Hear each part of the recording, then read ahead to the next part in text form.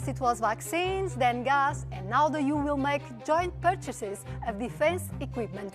The latest emergency is due to Russia's invasion of Ukraine and possible weakening of US protection in Europe.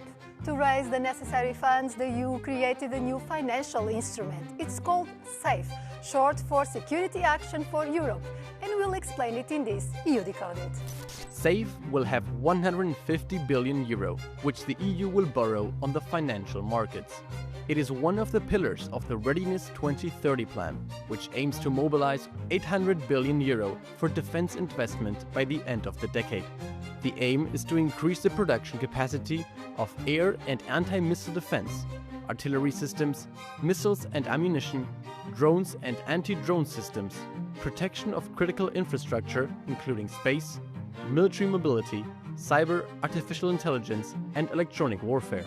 Each one of the 27 member states will be able to borrow from this fund, and they can enter into partnerships with other member states. We'll talk more about those partnerships later, but for now let's hear what Europeans think about more investment in defense. Jedes Land braucht ein Minimum an Entwicklung, auch auf Rüstungsebene. Wenn es aber darum geht, jetzt wieder so ein Wettrüsten zu initiieren, dann bin ich nicht dafür. Ich bin sehr für eine gemeinsame europäische Verteidigungsanstrengung, aber die einzelnen Budgets kann man auch in den Nationalstaaten lassen. Und vor allen Dingen muss man dafür keine Schulden aufnehmen. Perché comunque credo che ci sono priorità più urgenti da affrontare sia in Italia, in Europa. Io sì, sono d'accordo.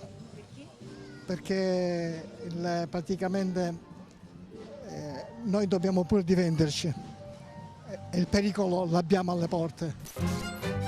Euronews defense reporter Alice Tidy has covered this regulation. What is the situation with regard to military equipment production in the EU, and how can the fund play a role? So Russia's war in Ukraine and the EU's bid to support Kyiv has really highlighted the dependencies and the deficiencies of the EU defence industrial base and how ill-prepared we were should we be forced into a conventional war. SAFE is about firing up European weapons manufacturing lines by getting member states to buy strategically and together so that the industry becomes less fragmented and quicker to produce, and our armies, more crucially, become more interoperable. And of course, also it's about putting prices down. Which countries are showing interest in this fund, and how does it relate to the fiscal deficit limits imposed by the Stability and Growth Pact? So many of the member states who have lower credit ratings than the Commission may very well be interested in using SAFE. This is the case of Latvia, for instance, which has said it wants to use the funds. So the EU rules planned for deficits to not exceed 3% of GDP for each member state, but this plan is saying we're going to allow you to exceed that amount by 1.5% annually, provided that 1.5% extra spending is only on defence. About more than half of member states have requested the activation with the Commission. Usually, these regulations are approved by the Council, which represents the member states, and by the European Parliament. Why this time MEPs were excluded from the process, and how did they react? So the Commission decided to invoke Article 122 of the treaty. This can only be invoked in case of severe difficulties in obtaining certain items, or if a member state is seriously threatened with severe difficulties caused by natural disaster or by exceptional occurrences beyond its control. The Legal Affairs Committee of the Parliament decided, however, that this was not the right strategy or the right legal basis for this legislation, and on their recommendation, Roberta Metsola, the President of the European Parliament, wrote to her counterpart in the Commission, Ursula von der Leyen, saying that they would sue if they didn't change tack. To receive loans, governments have to meet certain conditions. 65% of the value of each piece of military equipment must be produced in one of the EU 27 member states, Ukraine and the members of the European Free Trade Association, Iceland, Liechtenstein and Norway. The remaining 35% can also come from any third country around the world. In the common public procurement part, EU candidate countries such as the Western Balkans and third countries that have bilateral security and defense partnerships like Japan, South Korea and the United Kingdom can participate. Our guest is German MEP Marie-Agnes Strack-Zimmermann from Renew Group, who chairs the European Parliament Security and Defence Committee. This financial instrument, SAFE, is based on more debt to be paid off by governments over 45 years. Is this justified and, above all, enough to boost European arms production?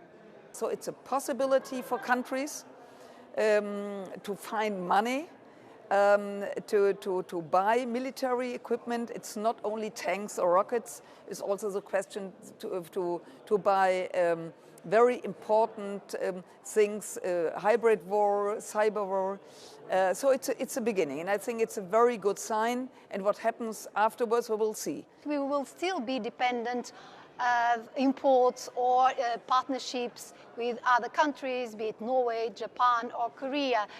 Do you think this is the way to do the transition? I wouldn't say first Europe, but it's important if you talk to my colleagues all over the countries, military equipment. It's not only a question of security. Military equipment, it's a kind of dual use.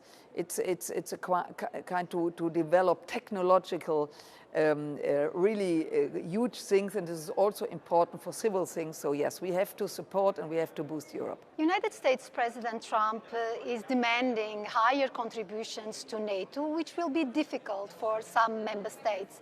The European Union has now this program, Rearm Europe 2030.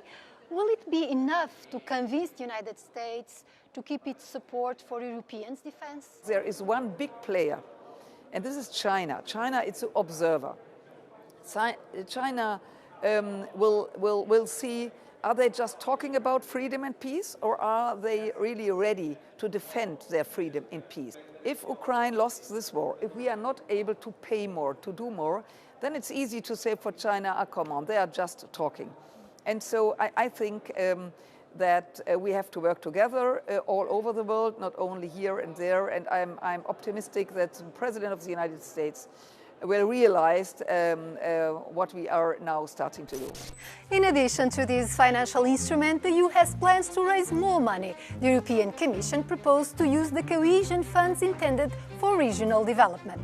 The European Investment Bank will also try to mobilize private money for the first time for this area. It remains to be seen whether the European Union will have the financial capacity to face the new security challenges.